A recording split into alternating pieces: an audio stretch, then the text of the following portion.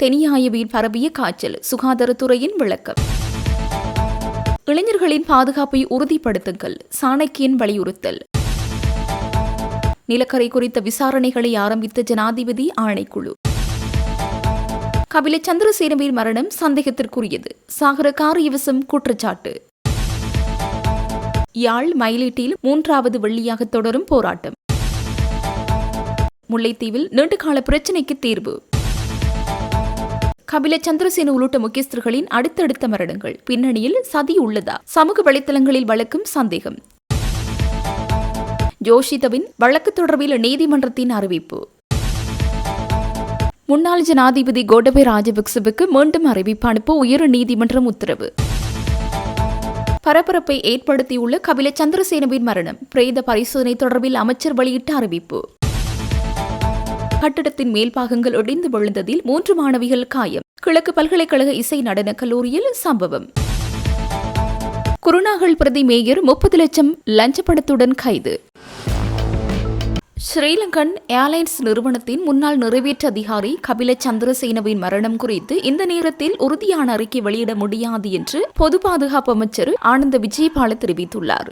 Sri Lankan airlines நிறுவனத்திற்கு Airbus விமானங்களை கொள்வனவு செய்யும் போது 2 மில்லியன் அமெரிக்க டாலர்களை லஞ்சமாக பெற்றார் என்ற குற்றச்சாட்டின் கீழ் அவருக்கு எதிராக விசாரணை இடம்பெற்று வரும் நிலையில் கொள்ளுப்பட்டியில் உள்ள வீட்டிலிருந்து இன்று சடலமாக மீட்கப்பட்டிருந்தார். இந்த நிலையில் கபில சந்திரசேனவின் மரணம் குறித்து ஊடகவியலாளர் எழுப்பிய கேள்விகளுக்கு பொது பாதுகாப்பு அமைச்சர் ஆனந்த விஜயபால இவ்வாறு கருத்து தெரிவித்துள்ளார். கபில சந்திரசேனவின் மரணம் தொடர்பில் பிரேத பரிசோதனைக்கு பிறகே இவ்விடயம் குறித்து உறுதியான அறிக்கை வெளியிட முடியும். மரண விசாரணைகள் தொடங்கப்பட்டுள்ளன.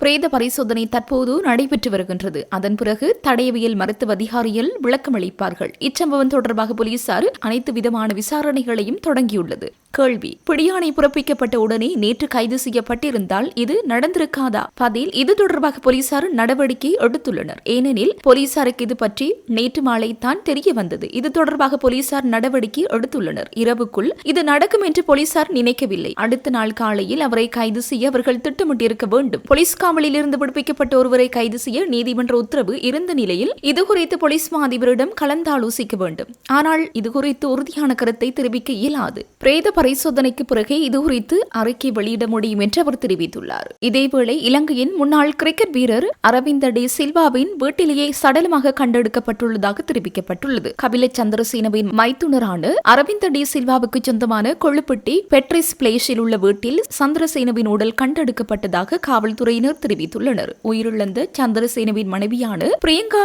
நியோமாலியின் சகோதரியை அரவிந்த டி சில்வா திருமணம் செய்துள்ள நிலையில் குறித்த இரு குடும்பங்களும் நெருங்கிய தொடர்புடையவை என்று தெரிவிக்கப்பட்டுள்ளது. சரியான காரணத்தை கண்டறிய முறையான விசாரணையும் பிரேத பரிசோதனையும் நடைபெற்று வந்தாலும் அவர் தவறான முடிவெடுத்து உயிரிழந்திருக்கலாம் என முதற்கட்ட விசாரணையில் தெரிய வந்துள்ளது. சந்திரசேனவின் இல்லம் கொழும்பில் உள்ள பான்ஸ் பிளேஸில் அமைந்துள்ளது எனவும் அவர் நேற்று அரவிந்த டி சில்வாவின் இல்லத்திற்கு வந்தடைந்தார் எனவும் தெரிவிக்கப்படுகின்றது. மரணம் குறித்த செய்திகளை தொடர்ந்து இன்று காலை இலங்கை கிரிக்கெட் அணியின் முன்னாள் தலைவர் அர்ஜுன ரணதுங்கவும் சம்பவ இடத்திற்கு வந்ததாக தெரிவிக்கப்படுகின்றது. ஸ்ரீலங்கன் ஏர்லைன்ஸ் நிறுவனத்தின் முன்னாள் நிறைவேற்று அதிகாரி கபில சந்திரசேன சந்தேகத்திற்கிடமான முறையில் உயிரிழந்துள்ளதாக போலீசார் கொழும்பு கோட்டை நீதவான் நீதிமன்றத்தில் அறிக்கை சமர்ப்பித்துள்ளனர். கொழும்பு கொள்ளுப்பட்டி பேதரிஸ் மாவட்ட பகுதியில் அமைந்துள்ள வீட்டில் இன்று முற்பகல் கொழும்பு தடயவியல் மருத்துவ அதிகாரியும் அந்த இடத்திற்கு வருகை தந்திருந்தார். இச்சம்பவம் குறித்து கொல்லுப்பட்டிய போலீசார் கோட்டை நீதவான் நீதிமன்றத்தில் தெரிவிக்கையில் இதனை ஒரு சந்தேகத்திற்கிடமான மரணமாக கருதி மேலதிக விசாரணைகளை முன்னெடுத்து வருவதாக தெரிவித்தனர். இதற்கிடையில் சம்பவ இடத்தை பார்வையிட்ட கோட்டை நீதவான் பசன் அமரசேனவும் வருகை தந்திருந்தார். 2013ஆம் ஆண்டில் ஸ்ரீலங்கன் ஏர்லைன்ஸ் நிறுவனத்திற்காக 6 ஏர்பஸ் A130 மற்றும் 8 ஏர்பஸ் A350 ரக விமானங்களை கொள்வனவு செய்த போது 2 மில்லியன் அமெரிக்க டாலர்களை லஞ்சமாக பெற்றதாக கபில சந்திரசேன மற்றும் அவரது மனைவி நியோமாலி விஜயநாயக்க மீது குற்றம் சுமத்தப்பட்டது. இது தொடர்பாக பணமோசடி தடுப்புச் சட்டத்தின் கீழ் குற்றப்புலனாய்வு திணைக்களம் விசாரணைகளை ஆரம்பித்தது. 2020இல் இவர்களை கைது செய்தது. பின்னர் அவர்கள் பிணையில் விடுவிக்கப்பட்டனர். இந்த விவகாரத்தில் லஞ்ச ஊழல் சட்டத்தின் கீழ் குற்றங்கள் வெளிப்பட்டதால் லஞ்ச ஊழல் விசாரணை ஆணைக்குழுவும் விசாரணைகளை தொடங்கியது. இது தொடர்பாக கடந்த மார்ச் 12ஆம் தேதி கபில சந்திரசேன மீண்டும் கைது செய்யப்பட்டார். லஞ்ச ஊழல் ஆணைக்குழு அதிகாரிகள் நீதிமன்றத்தில் நீதிமன்றத்தில் தெரிவிக்கையில் குறித்த $2 மில்லியன் பணத்தில் $20 மில்லியன் ரூபாவை அப்போதைய சிவில் விமான போக்குவரத்து அமைச்சர் பிரியங்கர ஜெயரத்னவுக்கும் $60 மில்லியன் ரூபாவை அப்போதைய ஜனாதிபதி மஹிந்த ராஜபக்சவுக்கும் வழங்கியதாக கபில சந்திரசேன வாக்குமூலம் அளித்ததாக குறிப்பிட்டனர். எனினும் லஞ்ச ஊழல் ஆணைக்குழுவின் பணிப்பாளர் நாயகம் தமது கட்சிக்காரரை அச்சுறுத்தி இந்த வாக்குமூலத்தை பெற்றுள்ளதாக கபில சந்திரசேனவின் சட்டத்திரணி ரியன்சி அரச குலரத்ன குற்றம் சாட்டியிருந்தார். இந்த விசாரணைக்காக எதிர்வரும் 12ஆம் தேதி முன்னாள் ஜனாதிபதி மஹிந்த ராஜபக்ச மற்றும் முன்னாள் அமைச்சர் பிரியங்கர ஜெயரத்ன ஆகியோரை ஆணைக்குழுவில் முன்னிலையாகுமாறு அழைப்பு விடுக்கப்பட்டிருந்தது. விளக்கமறியலில் வைக்கப்பட்டிருந்த கபில சந்திரசேன 54 நாட்களுக்கு பிறகு கடந்த 5ஆம் தேதி நிபந்தனையுடனான பிணையில் விடுவிக்கப்பட்டார். பிணை நிபந்தனைகளை நிறைவேற்றும் போது தனது உறவினர்கள் என இருவரை போலியாக முன்னிலைப்படுத்தியதாக குற்றம் சாட்டப்பட்டது. பிணை நிபந்தனைகளை மீறி நீதிமன்றத்தின் நம்பிக்கையை தகர்த்ததற்காக கபில சந்திரசேனவை மீண்டும் கைது செய்யுமாறு கொழும்பு பிரதம நீதவான் நீதிமன்றம் நேற்று பிடியாணை பிறப்பித்திருந்த நிலையிலேயே இன்று அவர் சடலமாக மீட்கப்பட்டுள்ளார்.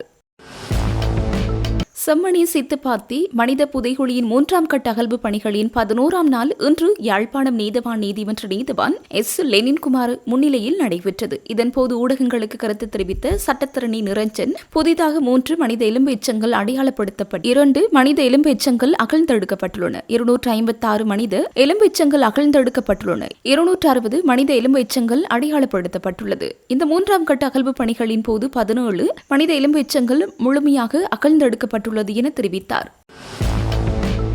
இந்த நாட்டில் போதுமான பொருளாதார வசதி இல்லாத காரணத்தால் தான் எமது இளைஞர் யுவதிகள் கட்டார், துபாய் போன்ற நாடுகளில் தொழில் புரிகின்றார்கள். அவர்கள் இந்த நாட்டில் பொருளாதார மேம்பாட்டுடன் வாழ்வதற்கான சூழலை ஏற்படுத்த மக்கள் பிரதிநிதிகள் ஆகிய நாம் தவறியுள்ளோம். குறைந்தபட்சம் அவர்களின் பாதுகாப்பையினும் அங்கு உறுதிப்படுத்த வேண்டும். வெளிநாடுகளுக்கு செல்லும் ஊழியர்களின் பாதுகாப்பை கருத்தில் கொண்டு சட்ட அலகொன்றை ஸ்தாபிப்பது அவசியமாகும். இலங்கை தமிழரசு கட்சியின் பாராளுமன்ற குழு தலைவரும் மட்டக்களப்பு மாவட்ட பாராளுமன்ற உறுப்பினருமான சாணக்கியன் ராசமாணிக்கன் தெரிவித்தார். மன்றத்தில் இன்று நடைபெற்ற புலம்பெயர்ந்த ஊழியர்கள் எதிர்கொள்ளும் பிரச்சினைகளுக்கு தீர்வு காண சட்ட அதிகாரத்துடனான அலகொன்றை ஸ்தாபித்தல் தொடர்பான தனிநபர் பிரேரணை மீதான விவாதத்தில் உரையாற்றுகையில் மேற்கண்டவாறு குறிப்பிட்டார். அங்கவர் மேலும் உரையாற்றியதாவது: வெளிநாடுகளுக்கு சென்று வெளிநாடுகளிலே வேலைகளுக்கென்று சொல்லி சென்று மிகவும் கஷ்டத்துக்கு மத்தியிலே தான் இந்த நாட்டை விட்டு செல்கிறார்கள். இவர்கள் முகம் கொடுக்கும் இந்த பிரச்சனையை பற்றி இந்த பிரேரணையின் ஊடாக பேசுவதற்கு வாய்ப்பு கிடைக்கிறது விட்டு உண்மையிலேயே மகிழ்ச்சி அடைகின்றேன். என்னென்று சொன்னால், கௌரவ தலைமை தாங்கும் உறுப்பினர்களே, நெட்ஃப்ளிக்ஸ்லேயே ஒரு படம் ஒன்று இருக்கின்றது, ஆடு ஜீவிதம் என்று. இந்த ஆடு ஜீவிதம் என்ற திரைப்படத்தை நீங்கள் நெட்ஃப்ளிக்ஸ்லேயே பார்த்தால் அந்த திரைப்படத்திலே பல இளைஞர்கள், பல யுவதிகள் வெளிநாடுகளுக்கு சென்று, குறிப்பாக மத்திய கிழக்கு நாடுகளுக்கு சென்று அவர்களுக்கு நடக்கும் சில சம்பவங்களை பற்றி அந்த திரைப்படத்திலே மிக தெளிவாக தெரிகின்றது. அந்த விடயங்கள் எங்களுடைய நாடு, எங்களுடைய இலங்கையிலேயும் அந்த அவ்வாறான பிரச்சனை நடந்து கொண்டிருக்கு. கௌரவ தலைமை தாங்கும் உறுப்பினர்களே, ஒரு இளைஞர்கள் வந்து அமெரிக்காவாக இருக்கட்டும், ஐரோப்பிய நாடுகளாக இருக்கட்டும், வெஸ்டர்ன் கண்ட்ரிக்கு போகிறதா இருந்தால் அவர்கள் ஓரளவு வசதி உள்ளவர்கள் தான் செல்வார்கள். ஆனால் எங்களுடைய குறிப்பாக வடக்கு கிழக்கு, மலையம் போன்ற பிரதேசங்களில் இருந்து இந்த மத்திய கிழக்கு நாடுகளுக்கு செல்லும் பொழுது இந்த நாட்டிலே வாழ முடியாத அளவுக்கு பிரச்சனை வந்த பிறகுதான் அவர்கள் அந்த முடிவு எடுப்பார்கள். ஆனால் அவர்கள் அவ்வாறு செல்லும் பொழுது வீட்டிலே தாய்க்கு அஸ்வசம கூட இல்லாமல் செய்கிற நிலைமை இருக்கின்றது. வெளிநாடுக்கு போனால் தாயினுடைய அஸ்வசம வெற்ற அளவுக்கு மோசமான நிலைமைகளும் இருக்கின்றது. ஆனால் இவர்கள் வெளிநாடுக்கு சென்றதுக்கு பிறகு கௌரவ முன்னாள் அமைச்சர், பாராளுமன்ற உறுப்பினர்கள் இந்த முன்மொழிந்த இந்த ஒரு லீகல் எய்ட் வழங்குவது இது மிக தேவையான ஒரு விடயம். ஏனென்றால் வெளிநாடுக்கு செல்லும் பொழுது பலருக்கு, இங்கே பிரதி அமைச்சர், ஃபாரின் எம்ப்ளாய்மெண்ட் பீரோக்கு பிரதி அமைச்சர் கௌரவ அருண் ஹேமச்சந்திரா அவர்களும் இருக்கின்றார். இந்த ஃபாரின் எம்ப்ளாய்மெண்ட் செல்லும் பொழுது பலருக்கு இந்த டூரிஸ்ட் வீசாலே போகக்கூடாது என்றது கூட அடிப்படை விடயம் கூட தெரியாமல் பலர் டூரிஸ்ட் வீசாலே அந்த நாடுக்கு செல்வது பல சந்தர்ப்பங்களை நாங்கள் கண்டிருக்கிறோம். அங்கே சென்றதுக்கு பிறகு அவருடைய வாழ்க்கை மிகவும் மோசமான நிலைக்கு போகும். அப்போ இது சம்பந்தமாக இந்த போலியான ஏஜென்சிஸ் இயங்குவதெல்லாம் அரசாங்கம் ஓரளவு கட்டுப்படுத்த வேணும். சரி, அவர்கள் அங்கே சென்றதுக்கு பிறகு உண்மையிலே நான் நினைக்கிறேன் குவைட், கட்டார், எல்லா இந்த சவுதி அரேபியா இதெல்லாம் சேர்த்தா லட்சக்கணக்கானவர் இருக்கிறார்கள். அப்போ வெளிவிவகார அமைச்சுக்கும் வந்து இந்த எண்ணிக்கை, இந்த இத்தனை பேர் எண்ணிக்கை சம்பந்தமாக நடவடிக்கை எடுக்கிறது ஒரு கஷ்டமான ஒரு விடயம். எங்களுக்கு பல சந்தர்ப்பங்களே என்னிடம் பலர் பேசியிருக்கிறார்கள். வெளிநாடுக்கு சென்று තව විනාඩි 2යි කරු මන්ත්‍රීතුමා. ඔව්, මම හිතන්නේ අපිට බෙදලා දෙන එකේ වැඩිපුර විනාඩි 2 3ක් දෙන්න. இது வெளிநாடுகளுக்கு சென்று அவர்கள் சில நேரங்களிலே வெளிநாடுக்கு சென்று அந்த வேலை செய்கிற கம்பெனியுடன் முரண்பட்ட பிறகு அவர்களுக்கு தெரியாமல் அறியாமல் சில நேரங்களிலே அந்த விசா காலப்பகுதி முடியும் வரைக்கும் ஒரு சிலர் கொண்டு அவர்களை வைத்திருப்பார்கள். இது நடந்த சம்பவம், சில பெண்களுக்கு நடந்திருக்கு. இன்னொரு தெரிஞ்சவருடைய வீட்டிலே நான் உதவி செய்கிறேன் என்று சொல்லி அழைத்து சென்று எத்தனையோ மாத கணக்காக அவங்களை வீட்டிலே வைத்து சித்திரவதை செய்து வேலை வாங்கி கடைசியாக பார்த்து அவர்கள் விசா இல்லாமல் வேலை செய்தபடியினால இலங்கைக்கும் திரும்பி வர முடியாது. அந்த நாட்டிலே சட்டங்களுக்கு அமைவாக வழக்குகளுக்கு சென்று தான் வர வேணும்.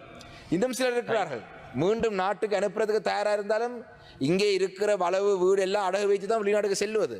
அந்த நாடுக்கு சென்ற பிறகு திருப்பி இலங்கைக்கு திருப்பி அனுப்புறதுக்கு டிக்கெட் வாங்க சொன்னால் அவர்கள் டிக்கெட் வாங்குறதுக்கு வசதி இல்லை. இப்படி பல இதிலே நாங்கள் விளங்கிக் கொள்ள வேண்டிய விடயங்கள்.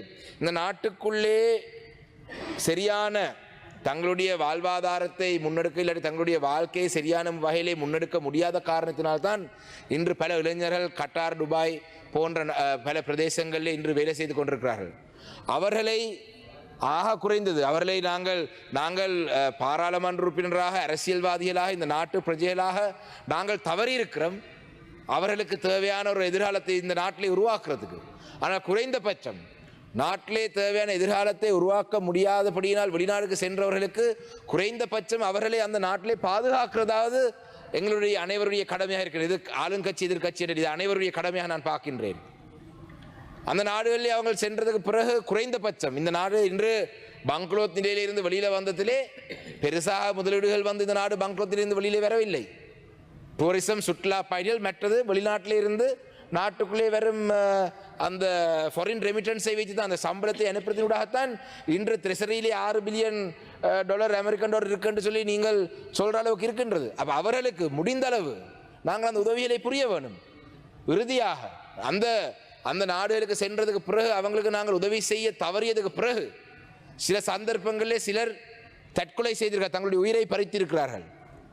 குறைந்தபட்சம் இந்த கடந்த 2 வாரத்துக்குள்ளே மாத்திரம் தங்களுடைய உயிரை பறித்து கொண்ட ஒரு சில இளைஞர்களுடைய சடலங்களை மீள இலங்கைக்குள்ளே கொண்டு வருவதற்கு අමතර කාලයක් ලබාගෙන තියෙන அவசான் கருணா மாத்துமா அந்த இலங்கைக்குள்ளே அவங்களுடைய சடலத்தை கொண்டு வருவதற்கு நான் சில நேரத்தில் அவர்களுக்கு அந்த எம்பசி இல்லாட்டி கொழும்புல ஏர்போர்ட், குவாரண்டைன், ஹாஸ்பிட்டல் என்று பேசியிருக்கின்றேன்.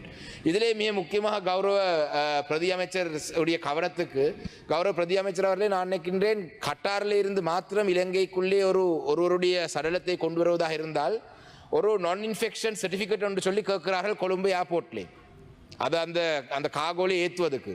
ஆனால் அந்த நாட்டிலே அந்த நான் இன்ஃபெக்ஷன் சர்டிஃபிகேட் வழங்குறதுக்கான ஏற்பாடுகள் எதுவும் இல்லை.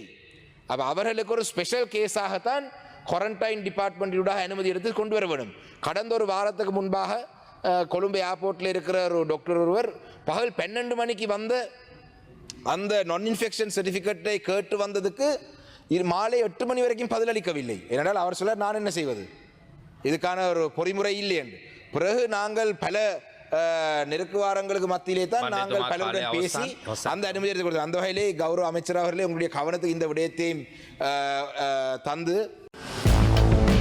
ஸ்ரீலங்கன் ஏர்லைன்ஸ் நிறுவனத்தின் முன்னாள் நிறைவேற்று அதிகாரி கபில சந்திரசேனவுக்கு பிணை வழங்கப்பட்ட விவகாரத்தில் பாரிய முறைகேடுகள் இடம்பெற்றுள்ளதாக ஸ்ரீலங்கா பொதுஜன பெரமுனவின் பொதுச் செயலாளர் சாகர காரியவசம் குற்றம் சுமத்தியுள்ளார். கொழும்பில் இன்று இடம்பெற்ற ஊடகவியலாளர் சந்திப்பொன்றில் ஊடகங்களுக்கு கருத்து தெரிவித்த போது அவர் இதனை தெரிவித்துள்ளார். கபில சந்திரசேனவின் வாக்குமூலம் முன்னாள் ஜனாதிபதி மஹிந்த ராஜபக்ச மற்றும் நாமல் ராஜபக்ச ஆகியோருக்கு எதிராக அமைந்துள்ள நிலையில் இந்த பிணை வழங்கல் விவகாரம் பலத்த சந்தேகங்களை ஏற்படுத்தியுள்ளதாக தெரிவித்தார். கபில சந்திரசேன நீதிமன்ற உத்தரவின் பேரில் விளக்கமறியலில் வைக்கப்பட்டிருந்தார். வழக்கின் விசாரணை முடியும் வரை அவரை சிறையிலேயே வைத்திருக்க வேண்டும் என்ற கோரிக்கை நிலவிய நிலையில் அவருக்கு பிணை வழங்கப்பட்டுள்ளது. இருப்பினும் அவருக்கு பிணை நின்ற 2 நபர்களும் போலி பணியாளர்கள் என்பது தமது விசாரணையில் தெரிய வந்துள்ளது என சாகர காரியவசம் குறிப்பிட்டார். விளக்கமறியலில் இருக்கும் ஒரு நபருக்கு பணியாளர்களை கண்டுபிடிப்பது கடினமான காரியம் என குறிப்பிட்டவர் இந்த விவகாரத்தின் பின்னணியில் சிறைச்சாலை அதிகாரிகள் அல்லது லஞ்சம் கையூட்டல் ஒழிப்பு ஆணைக்குழுவின் அதிகாரிகளுக்கு தொடர்பு இருக்குமோ என்ற சந்தேகம் எழுந்துள்ளதாக தெரிவித்தார். நீதிமன்ற வளாகத்திற்குள் வைத்து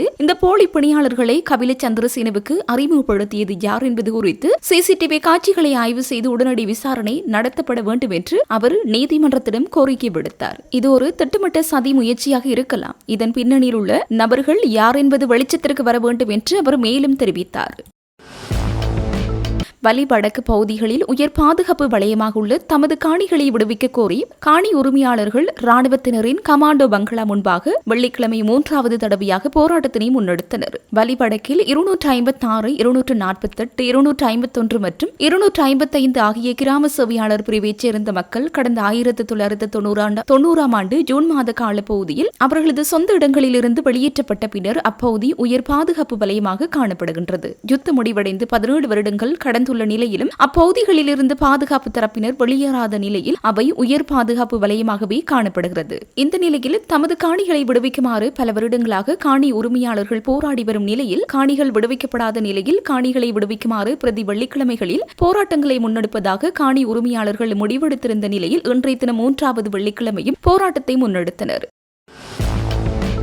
ஸ்ரீலங்கன் ஏர்லைன்ஸ் நிறுவனத்தின் முன்னாள் நிறைவேற்று அதிகாரி கபில சந்திரசேனவின் மரணத்திற்கு அரசாங்கத்தை குறை கூற வேண்டாம் என பத்திரமுள்ள சீலரத்ன தேரர் தெரிவித்துள்ளார். கொழும்பில் இன்று இடம்பெற்ற ஊடகவியலாளர் சந்திப்பின் போது அவர் இதனை தெரிவித்துள்ளார். ஸ்ரீலங்கன் ஏர்லைன்ஸ் நிறுவனத்தின் முன்னாள் நிறைவேற்று அதிகாரி கபில சந்திரசேன மற்றும் அண்மை காலமாக இடம்பெற்று வரும் முக்கிய நபர்களின் மரணங்கள் தொடர்பில் சமூக வலைதளங்களில் பல்வேறு சந்தேகங்கள் எழுப்பப்பட்டு வருகின்றன. கபில சந்திரசேனவின் மரணம் சிறைச்சாலையில் நிகழ்ந்த மரணங்கள் மற்றும் மத்திய வங்கி விவகாரத்துடன் தொடர்புடைய முக்கிய அதிகாரிகள் மரணங்கள் என அண்மை காலமாக நாட்டின் முக்கிய புள்ளிகள் மர்மமான முறையில் உயிரிழந்து வருகின்றனர். இவை அனைத்தும் தற்செயலானவை அல்லது அதன் பின்னணியில் ஏதேனும் கண்ணுக்கு தெரியாத கரங்கள் செயல்படுகின்றனவா என்ற சந்தேகம் எழுகின்றது. இந்த மரணங்கள் குறித்து அரசாங்கத்தை மட்டும் விமர்சித்துக் கொண்டிருக்காமல் உண்மையான காரணத்தை கண்டறிய முறையான விசாரணைகள் நடத்தப்பட வேண்டும். குறிப்பாக கபில சந்திரசேன போன்றவர்கள் மீது வழக்குகள் நிலுவையில் உள்ள நிலையில் இவ்வாறான மரணங்கள் வழக்கின் போக்கையே மாற்றிவிடக்கூடும். எனவே இது குறித்து ஒரு விசேட விசாரணை நடத்தப்பட்டு நாட்டு மக்களுக்கு உண்மை வெளிப்படுத்தப்பட வேண்டும். தற்போது நாடு இருக்கும் நிலையில் மக்கள் அன்றாட உணவிற்கே கஷ்டப்படும் சூழல் நிலவுகிறது.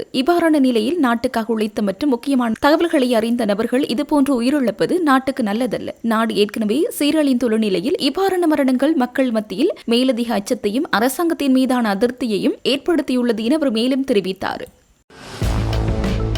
முல்லைத்தீவு மாவட்டத்தில் நீண்ட காலமாக நிலவி வந்த அஞ்சல் வாகன சேவை குறைபாட்டிற்கு தீர்வாக இன்று முதல் அஞ்சல் வாகனம் சேவையில் ஈடுபடுத்தப்பட்டுள்ளதாக புதுக்குடியிருப்பு பிரதேச சபை உறுப்பினர் குமாரவேலு அகிலன் தெரிவித்துள்ளார். இன்று அஞ்சல் வாகன சேவை ஆரம்பிக்கப்பட்டமை தொடர்பில் அவர் கருத்து தெரிவிக்கையில் முல்லைத்தீவு மாவட்ட மக்களின் நீண்ட நாள் கோரிக்கைக்கு இதன் மூலம் தீர்வு கிடைத்துள்ளதாக நம்பிக்கை வெளியிட்டார். புதுக்குடியிருப்பிற்கான அஞ்சல் பரிவர்த்தனைகள் கடந்த 2021ஆம் ஆண்டு வரை அஞ்சல் திணைக்கள வாகனம் மூலம் இடம்பெற்று வந்ததாகவும் அதன் பின்னர் உரிய வாகன வசதி இல்லாத காரணத்தால் பொதுமக்கள் பல்வேறு சிரமங்கள் எதிர்கொண்டதாகவும் அவர் குறிப்பிட்டார். அஞ்சல் விநியோக தாமதங்களால் நேர்முக தேர்வு அழைப்புகள் உள்ளிட்ட முக்கிய கடிதங்கள் கூட தாமதமாக மக்களிடம் சென்றடைந்ததாகவும் அவர் சுட்டிக்காட்டினார். இவ்விடயம் தொடர்பில் பொதுக்குடியிருப்பு அபிவிருத்தி குழு கூட்டங்களிலும் பல்வேறு சந்தர்ப்பங்களில் கவனம் செலுத்தியதாகவும் சம்பந்தப்பட்ட அதிகாரிகளுக்கும் பாராளுமன்ற உறுப்பினர் துரைராசா ரவிகரனுக்கும் எழுத்து மூலமாக அறிவித்திருந்ததாகவும் தெரிவித்தார். மேலும் கடந்த மாதம் பாராளுமன்ற அமர்விலும் இவ்விடயம் முன்வைக்கப்பட்டதாகவும் அப்போது சம்பந்தப்பட்ட அமைச்சர் முல்லைத்தீவு மாவட்டத்திற்கு அஞ்சல் வாகனம் அனுப்ப நடவடிக்கை எடுக்கப்படும் என தெரிவித்திருந்ததாகவும் கூறியிருந்தார்.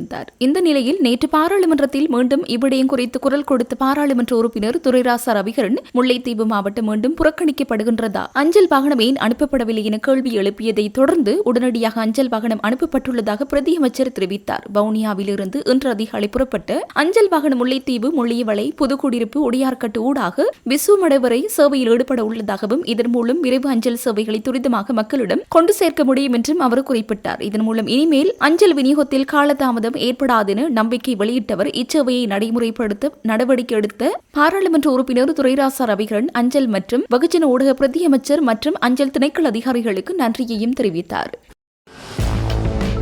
கொட்டப்பள்ள சுகாதார வைத்திய அதிகாரி பிரிவில் அண்மையில் பதிவான காய்ச்சல் ஒரு வைரஸ் நிலையின் அடையாளம் காணப்பட்டுள்ளதாக சுகாதார அமைச்சின் தொற்று நோயல் பிரிவின் விசேட வைத்திய நிபுணர் பாலித கருணாபேம தெரிவித்துள்ளார். கடந்த ஒரு மாத காலத்தில் இந்த வைரஸினால் பாதிக்கப்பட்ட 47 நோயாளர்கள் பதிவாகியுள்ளதாக அவர் குறிப்பிட்டார். காய்ச்சல், கடும் தலைவலி, வாந்தி என்பன இந்த வைரஸின் அறிகுறிகளாகும். இது பெரும்பாலும் 14 முதல் 15 வயதிற்கு இடைப்பட்ட பாடசாலை மாணவர்களிடையே பரவியுள்ளதாகவும் அவர் மேலும் தெரிவித்தார். பாதிக்கப்பட்டவர்கள் தெனியாய ஆதார வைத்தியசாலையில் சிகிச்சை பெற்று உள்ளதோடு அவர்களில் பெரும்பாலானோர் தற்போது குணமடைந்து வீடு திரும்பியுள்ளனர். அத்துடன் இந்த நோய் பரவல் தற்போது கட்டுப்பாட்டுக்குள் கொண்டுவரப்பட உள்ளதாகவும் அவர் சுட்டிக்காட்டினார். அசுத்தமான நீர் அல்லது உணவின் மூலமாகவோ இந்த வைரஸ் பரவியுள்ளதாக கருதுவதாகவும், எனவே குறித்த பிரதேச மக்கள் நீரை கொதிக்க வைத்து ஆறவிட்டு அருந்துமாறும் அவர் வலியுறுத்தினார். எனினும் இதுகுறித்து தேவையற்ற அச்சம் கொள்ள தேவையில்லை எனவும், அறிகுறிகள் தென்பட்டால் உடனடியாக மருத்துவ ஆலோசனைகளை இதுகுறித்து மேலும் விளக்கிய விசேட வைத்திய நிபுணர் இந்த நோய் மெனின்ஜைட்டிஸ் வைரஸின் அடையாளம் காணப்பட்டுள்ளது.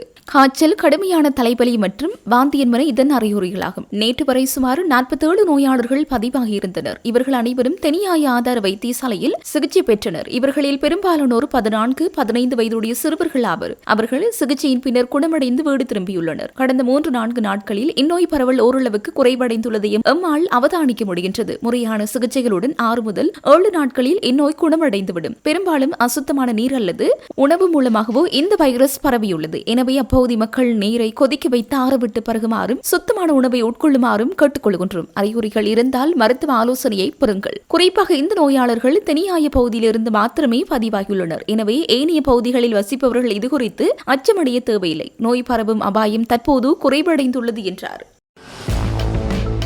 2022 ஆண்டு மே 9 வன்முறையின் போது தமது சொத்துக்களுக்கு சேதப்படுத்தப்பட்டதாக கூறி சட்டவிரோதமான முறையில் நஷ்டஈடு பெற்றுக்கொண்ட முன்னாள் அமைச்சர்களிடமிருந்து அந்த பணத்தை மீளப் பெறுவதற்கு உத்தரவிடுமாறு கோரி தாக்கல் செய்யப்பட்ட அடிப்படை உரிமை மீறல் மனு தொடர்பில் முன்னாள் ஜனாதிபதி கோட்டபய ராஜபக்சவுக்கு மீண்டும் அறிக்கை விடுக்குமாறு உயர்நீதிமன்றம் இன்று உத்தரவிட்டது. இந்த அடிப்படை உரிமை மீறல் மனு தொடர்பான வழக்கு நேற்றைய தினம் விசாரணைக்கு எடுத்துக் கொள்ளப்பட்ட போது இவ்வழக்கின் பிரதிவாதியாக பெயரிடப்பட்டுள்ள முன்னாள் ஜனாதிபதி கோட்டபய ராஜபக்சவுக்கு அறிக்கை விடுவதற்கு நடவடிக்கைகளை எடுக்குமாறு மனுதாரர் தரப்புக்கு நீதிமன்றம் அறிவுறுத்தியது. முன்னதாக பல சந்தர்ப்பங்களில் இவருக்கு அறிக்கை அனுப்ப உத்தரவிடப்பட்டிருந்த போதிலும் அந்த செயல்முறையை மீண்டும் முறையாக பூர்த்தி செய்யுமாறு உயர் நீதிமன்றம் பணித்துள்ளது. 2022 மே 9 காளிமுகத்திடலில் அமைக்கப்பட்டிருந்த கோட்டா கோகம போராட்டக்காரர்கள் மீது மேற்கொள்ளப்பட்ட தாக்குதல்களை தொடர்ந்து நாடு முழுவதும் அப்போதைய ஆளும் கட்சியான மொட்டு கட்சியின் அமைச்சர்கள் மற்றும் பாராளுமன்ற உறுப்பினர்களின் வீடுகள் மற்றும் சொத்துக்களுக்கு சேதம் விளைவிக்கப்பட்டதோடு தேக்கிரையாக்கப்பட்டன. இவ்வாறு சேதமடைந்த சொத்துக்களுக்கு அரச நிதியிலிருந்து நட்டஈடு வழங்க அப்போதைய அமைச்சரவை தீர்மானித்திருந்தது. அமைச்சரவையின் இந்த தீர்மானமானது சட்டவிரோதமானது எனவும் இது பொதுமக்களின் வரிப்பணத்தை தவறாக பயன்படுத்துவதாகும் எனவும் தெரிவித்தே இந்த அடிப்படை உரிமை மீறல் மனு தாக்கல் செய்யப்பட்டுள்ளது. குறித்த நட்டஈடு வழங்கப்பட்டமை சட்டவிரோதமானது என அறிவிக்குமாறும் சட்டத்திற்கு புறம்பாக நட்டஈடு பெற்ற அமைச்சர்களிடமிருந்து அந்த பணத்தை மீட்டு அரசாங்கத்திடம் வழங்குவதற்கு உத்தரவிடுமாறும் மனுதாரர்கள் நீதிமன்றத்திற்கு கோரியுள்ளனர்.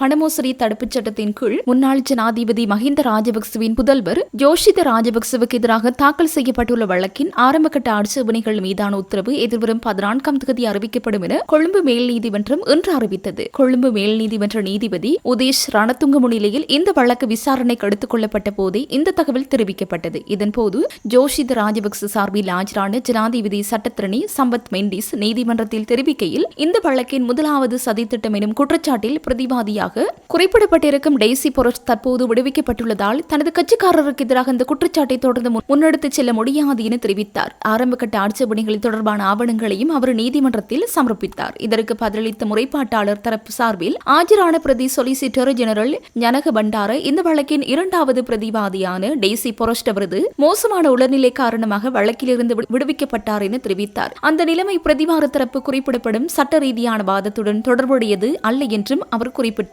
எவ்வாறாயினும் இந்த ஆரம்பகட்ட ஆட்சேபனை குறித்து தனது நிலைப்பாட்டை அறிவிப்பதற்காக வழக்கை எதிர்வரும் திங்கட்கிழமைக்கு ஒத்திவைக்குமாறு பிரதி சொலிசிட்டர் ஜெனரல் கோரிக்கை விடுத்தார். அதற்கமைய சட்ட அதிபர் நிலைப்பாட்டை முன்வைப்பதற்காக வழக்கை திங்கட்கிழமை அழைக்குமாறு உத்தரவிட்ட நீதிபதி அது தொடர்பான பிரதிவாதி தரப்பின் நிலைப்பாட்டை செவ்வாய்க்கிழமை அன்று சமர்ப்பிக்குமாறும் பணித்தார். இதனைத் தொடர்ந்து ஆரம்பகட்ட ஆட்சேபனைகள் மீதான நீதிமன்றத்தின் உத்தரவு மே மாதம் 14 அறிவிக்கப்படும் என நீதிபதி தெரிவித்தார். 2009 ஆண்டு முதல் 2026 ஏப்ரல் 16 வரையான காலப்பகுதிக்குள் நிலக்கரி இறக்குமதி தொடர்பாக ஆராய்வதற்காக நியமிக்கப்பட்ட விசேட ஜனாதிபதி விசாரணை ஆணைக்குழுவின் முதற்கட்ட விசாரணைகள் தற்போது ஆரம்பிக்கப்பட்டுள்ளன. இந்த ஆணைக்குழு கொழும்பு 12 நீதிமன்ற மாவத்தை சாஞ்சி ஆராய்ச்சிவத்தை நீதிமன்ற பிஎஸ் நீதிவான் நீதிமன்ற வளாகத்தின் 5ஆம் மாடியில் நிறுவப்பட்டுள்ளது. இதற்கமைய இந்த விடயம் தொடர்பாக பொதுமக்களிடம் அல்லது நிறுவனங்களிடம் உள்ள தகவல்களை மே மாதம் 22ஆம் தேதிக்கு முன்னர் அனுப்பி வைக்குமாறு ஆணைக்குழு கோரிக்கை விடுத்துள்ளது. 2009 ஆண்டு முதல் 2026 ஏப்ரல் 16ஆம் தேதி வரை நிலக்கரி இறக்குமதி செய்தமை, அந்த நிலக்கரியை பயன்படுத்தி மின்சாரம் உற்பத்தி செய்தமை மற்றும் அது தொடர்பான ஏனைய அனைத்து செயற்பாடுகளிலும் இடம்பெற்றுள்ளதாக கூறப்படும் பல்வேறு முறைகேடுகள் மற்றும் சட்டவிரோத செயல்கள் குறித்து விசாரணை நடத்துவதற்காக ஜனாதிபதி அனுரகுமார திசாநாயக்கவினால் இந்த ஆணைக்குழு நியமிக்கப்பட்டது. கிழக்கு பல்கலைக்கழக கல்லடி சுவாமி விபுலானந்த இசை நடன கல்லூரியில் மாடி கட்டடத்தின் மேல் பாகங்கள் இடிந்து விழுந்ததில் நடன பயிற்சியில் ஈடுபட்டுக் கொண்டிருந்த 3 மாணவிகள் காயமடைந்த நிலையில் மட்டக்களப்பு போதனா வைத்தியசாலையில் அனுமதிக்கப்பட்டுள்ளனர். இது பற்றி தெரிய வருவதாவது, குறித்த கட்டடம் கடந்த 5 வருடங்களுக்கு முன்னர் மேல்மாடி கட்டடமாக திட்டமிட்டு கீழ்ப்பகுதி மட்டும் நிர்மாணிக்கப்பட்ட இந்த கட்டடம் உறுதியானதல்ல என்று பல்வேறு குற்றச்சாட்டுகள் மத்தியில் மாணவர்களின் பாவனைக்காக திறந்து வைக்கப்பட்டது. இந்த நிலையில் சம்பவ தினம் புதன்கிழமை இறுதியாண்டு மாணவிகள் நடன பயிற்சியில் ஈடுபட்டுக் கொண்டிருந்த போது திடீரென மாடி கட்டடத்தின் மேல்தரையின் ஒரு பகுதி இடிந்து அவர்கள் மீது விழுந்ததை அடுத்து 3 மாணவிகள் படுகாயமடைந்த நிலையில் மட்டு போதனா வைத்தியசாலையில் அனுமதிக்கப்பட்டுள்ளனர். குறித்த கட்டடம் நிர்மாணிக்கப்பட்ட தரம் தொடர்பாக பல்வேறு சர்ச்சைகள் எழுந்த நிலையில் அதன் எந்திரி கடமையை ராஜினாமா செய்து கொண்டமை குறிப்பிடத்தக்கது. காணி உரிமைச் சட்டங்கள் மற்றும் அரச காணி முகாமைத்துவம் தொடர்பான செயலமர்வு மாந்தை மேற்கு பிரதேச செயலக கேட்போர் கூடத்தில் இன்று காலை நடைபெற்றது. மன்னார் மாவட்ட சமூக பொருளாதார மேம்பாட்டுக்கான நிறுவனத்தின் ஏற்பாட்டில் அதன் பணிப்பாளர் ஜாட்சன் பிகராட தலைமையில் இடம்பெற்ற குறித்த செயலமர்வில் மாந்தை மேற்கு பிரதேச செயலாளர் கலந்து கொண்டார். இதன்போது மாந்தை மேற்கு பிரதேச செயலாளர் பிரிவில் கடமையாற்றுகின்ற கிராம அலுவலர்கள், காணி நிர்வாகத்துடன் தொடர்புடைய உத்தியோகத்தர்கள், காணி விடயங்களுக்கு பொறுப்பான உத்தியோகத்தர்கள், லீஸ் முறை மற்றும் அனுமதி பத்திர அடிப்படையில் காணி வழங்கல் பணிகளில் ஈடுபடும் உத்தியோகத்தர்கள் மற்றும் மாந்தை மேற்கு பிரதேச செயலக பிரிவில் பணியாற்றும் பல்வேறு துறைகளைச் சேர்ந்த உத்தியோகத்தர்கள் கலந்து கொண்டனர். மாந்தை மேற்கு பிரதேச செயலகத்தின் ஒத்துழைப்புடன் முன்னெடுக்கப்பட்ட குறித்த செயலமர்வில் வளவாளராக வடக்கு மற்றும் கிழக்கு மாகாணங்களின் நீண்டகால காணி விழிப்புணர்வு செயலமர்வு துறையில் பணியாற்றிய முன்னாள் கிழக்கு மாகாண உதவி காணி ஆணையாளர் கதிர்காமத்தம்பி குருநாதன் கலந்து கொண்டு விரிவுரைகளை வழங்கினார். இந்த நிகழ்வின் பிரதான நோக்கம் அரசு அதிகாரிகள் காணி தொடர்பான சேவைகளை மக்களுக்கு திறம்படவும் இலகுவாகவும் வழங்குவதற்கான அறிவையும் நடைமுறை அனுபவத்தையும் மேம்படுத்துவதற்கும் அதேவேளை அண்மையில் அறிமுகப்படுத்தப்பட்ட புதிய காணி சட்டங்கள், புதிய சுற்றறிக்கைகள், அவற்றின் வரைவுகள் மற்றும் நடைமுறைகள் குறித்து தெளிவூட்டல் இந்த செயலமர்வு வழங்கியது. செயலமர்வின் போது அரச தனியார் காணி என்றால் என்ன, அரச காணிகளை எவ்வாறு அடையாளம் காண்பது, அரச காணிகளுக்கான சட்டப்பூர்வ ஆவணங்கள் எவை, அரசு அதிகாரிகள் அரச காணிகளை வைத்திருக்க முடியுமா, காணி உரிமை ஆவணங்கள் மற்றும் காணி உறுதி பத்திரங்களை பெறும் நடைமுறைகள், குத்தகை அடிப்படையில் காணி பெறுவதற்கான தகுதிகள், காணியற்றவர் என்பவர் யார், காணி உரிமை வகைகள் மற்றும் உரிமை மாற்ற விதிமுறைகள், அரச காணி வழங்கப்படும் போது பின்பற்றப்பட வேண்டிய சட்ட நடைமுறைகள், குத்தகை முறையில் காணி பெற்றுக்கொள்வது மற்றும் அதனுடன் தொடர்புடைய பிரதி மற்றும் நிர்வாக செயல்முறைகள் தொடர்பாக விரிவாக விளக்கப்பட்டது. மேலும் காணி தொடர்பான பல்வேறு சட்ட மற்றும் நிர்வாக விடயங்கள் தொடர்பாக அதிகாரிகளுக்கு விரிவான விளக்கங்களும் நடைமுறை வழிகாட்டல்களும் வழங்கப்பட்டன. பங்கு பற்றுநர்களும் பல கேள்விகளை கேட்டு விளக்கங்களை பெற்றுக் கொண்டனர். ஆர்டிகல் 2.5 மாறாத செயல் ஹைரார்கி ஆஃப் லாவில் ஆவர் இந்த சட்டம் கான்ஸ்டிடியூஷன் மாறாத ஒரு எலிமினேஷன் நடக்குது. அது தெளிவாக சொல்லப்படுகிறது 2.5 இலங்கையின் மீது ஆதாரப்படிதான் காணி வழங்கப்பட வேண்டும். அப்ப இலங்கையின் மீது ஆதாரம் 76% சிங்களாக்கள் 12%, வடகிழக்கு தமிழன் 4%, மலைநாட்டு தமிழன் 8%, முஸ்லீம்கள். எப்படி நீங்கள் வழங்குங்கள்? இது அடிப்படை மனித உரிமைகள் மூலம் வளங்கள் தனியார் சமூகத்துக்கு மட்டும்தான் சொந்தமா? நான் கேட்டு நாங்கள் இப்ப இலங்கையில் உள்ள உயர் நீதிமன்றத்தில் வழக்கு வச்சு அந்த வழக்கு தீர்ப்போட சர்வதேச நீதிமன்றத்துக்கு கொண்டு போகிறோம். அது என்ன சொல்லப்பட்டிருக்கு? இலங்கைக்கான ஐக்கிய நாடுகள் சபை ஏற்றுக்கொண்ட இந்த அடிப்படை உரிமைகள்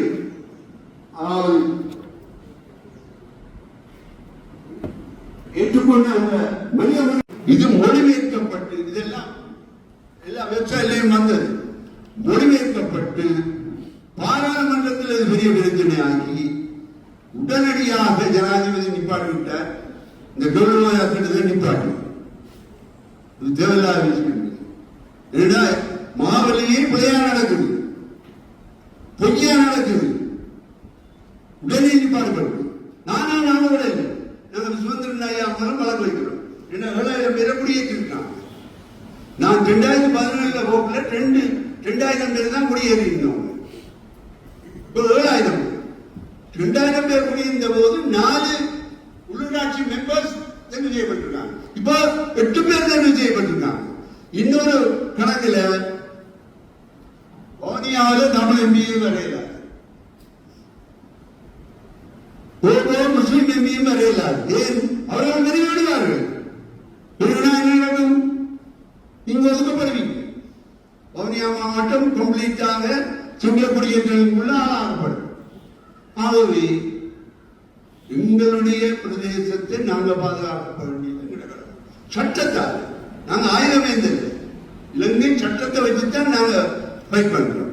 இலங்கை சட்டத்துக்கு அமையவாக நாங்க இலங்கை உயர் நீதிமன்றத்தில் வழக்கு வச்சு நாங்க சர்வதேச நீதிமன்றத்துக்கு கொண்டு வருகிறோம். அதை சொன்ன உடனே நிப்பாடு. ஆகவே சட்டங்களை படித்திருக்க வேண்டும். யூனிவர்சிட்டி வரையும் வந்துட்டார்கள். நாங்க வழக்கு வச்சோம். நான் தான் முழு ஆவணம் சுதந்திர யார் கொடுக்கிறார் வழக்கில் நாங்க வந்து அவ்வளவு வரையும் படிக்கிறோம்.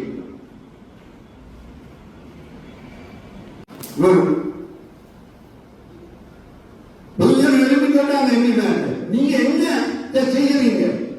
இப்படியே நீங்க என்ன செய்யறீங்க? அது வழக்கு வைக்கிறது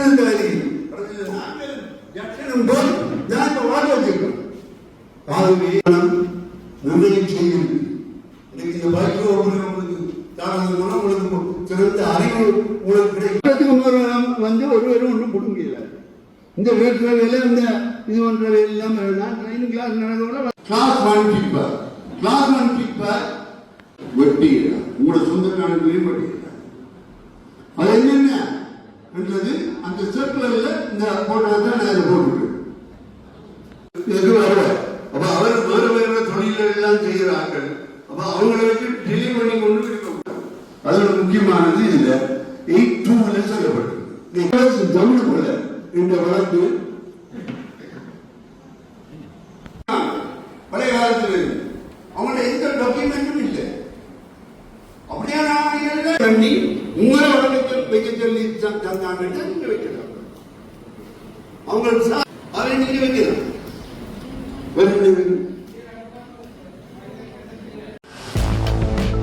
தேசிய மக்கள் சக்தி ஆட்சி அமைத்துள்ள குருநாகல் மாநகர சபையின் பிரதி மேயர் பத்திரமுள்ள பகுதியில் வைத்து லஞ்ச ஊழல் விசாரணை ஆணைக்குழுவின் அதிகாரிகளால் கைது செய்யப்பட்டுள்ளார். 30 லட்சம் லஞ்ச பணத்தை பெற்றுக்கொள்ள முற்பட்ட போதே சந்தேக நபர் கைது செய்யப்பட்டுள்ளார். குருநாகல் பேருந்து நிலையத்தை துப்புரவு செய்தல் மற்றும் பொது மலசல கூடத்தை துப்புரவு செய்தல் ஆகியவற்றுக்கான டெண்டரை வழங்குவதற்காக பிரதி மேயர் லஞ்ச பணத்தை கோரியுள்ளதாக தெரிவிக்கப்படுகிறது. குறித்த டெண்டரை வழங்குவதற்காக 30 லட்சம் ரூபாய் மற்றும் மாதாந்தம் தலா 5 லட்சம் ரூபாய் வீதம் கோரப்பட்டுள்ளதுடன் அதில் முதற்கட்டமாக 30 லட்சம் ரூபாவை பெற்றுக்கொள்ள சென்ற போதே பிரதி மேயர் இவ்வாறு கைது செய்யப்பட்டுள்ளார். கைது செய்யப்பட்ட பிரதி மேயரை நாளை புதுக்கடை நீதிவான் நீதிமன்றத்தில் முன்னிலைப்படுத்த உள்ளதாக லஞ்ச ஊழல் விசாரணை ஆணைக்குழுவின் அதிகாரிகள் தெரிவித்தனர். அகில இலங்கை மக்கள் காங்கிரஸ் சார்பாக குருநாகல் மாநகர சபைக்கு தெரிவான இவர் பின்னர் சபையில் ஆட்சி அமைப்பதற்காக தேசிய மக்கள் சக்திக்கு ஆதரவு வழங்கியதை அடுத்து பிரதி மேயராக பதவி ஏற்றமை குறிப்பிடத்தக்கது. பருத்தித்துறையில் உள்ள உணவகம் ஒன்றில் லஞ்சில் பாவித்தமை உள்ளிட்ட குற்றச்சாட்டுகளுக்காக 1 லட்சம் ரூபாய் தண்டப்பணம் விதிக்கப்பட்டுள்ளது. பருத்தித்துறை நகரசபையின் பொது சுகாதார பரிசோதகரால் நகரசபையின் ஆளுகைக்குட்பட்ட பகுதியில் உள்ள உணவகம் ஒன்றில் திடீர் சோதனை நடவடிக்கை மேற்கொள்ளப்பட்டுள்ளது. இதன்போது அனுமதி பெறாமலும் உணவு வளவு பதிவுச் சான்றிதழ் இல்லாமலும் உணவு பொதியிடலுக்கு லஞ்சில் பயன்படுத்தியமை, உணவு தயாரிப்பிற்கு பயன்படும் நீரானது குடிக்க தகுந்தது என உறுதி செய்ய தவறியமை, உடல் நல தகுதியினை உறுதிப்படுத்தும் மருத்துவ சான்றிதழ் இல்லாமை, தனிநபர் சுகாதாரம் பேணாமல் உணவினை கையாண்ட மற்றும் வெளிச்சுற்றாடலினால் பாதிக்கப்படக்கூடிய சூழலில் உணவினை உற்பத்தி செய்தமை ஆகிய குற்றச்சாட்டுகளின் கீழ் நீதிமன்றத்தில் வழக்கு தொடரப்பட்டது. குறித்த வழக்கு நேற்றைய தினம் பருத்தித்துறை நீதிவான் நீதிமன்றத்தில் விசாரணைக்கு எடுத்துக்கொண்ட போது உணவக உரிமையாளர் தன் மீதான குற்றச்சாட்டுகளை ஏற்றுக்கொண்டதை அடுத்து உரிமையாளரை கடுமையாக எச்சரித்த நீதிமன்றம் 1 லட்சம் ரூபாய் தண்டப்பணம் விதித்தது.